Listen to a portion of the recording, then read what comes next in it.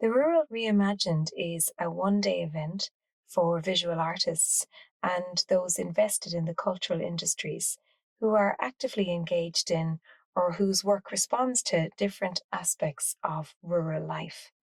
This event is part of a larger research project developed by myself and Professor Mary Modine from University of Dundee in conjunction with the Royal Irish Academy and the Royal Society of Edinburgh.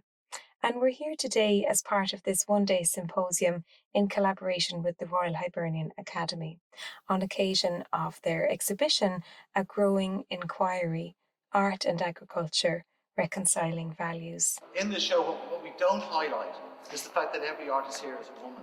If we want farmers to produce clean food, we have to pay for it. And people say about, oh, cheap food. There is no such thing as cheap food. There is no such thing as cheap food. This legislation, the pickers, the difficulties with the supermarkets, the economy, has brought me to my knees, he said. No two farms are the same, so it's not like it's organic and that's good and not organic and it's bad and far from it.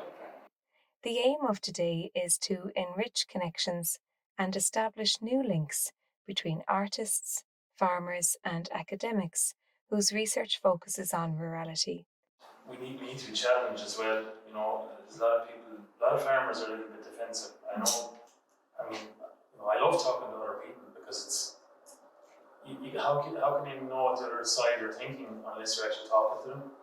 I think there is one issue though that needs to be faced, which is there's an awful lot of small farmers who aren't organic, but who are still maintaining the kind of biodiversity of soil, and they need to be supported. I feel like we've led farmers down a cul-de-sac saying, get rid of the dairy quota, get rid of everything, produce.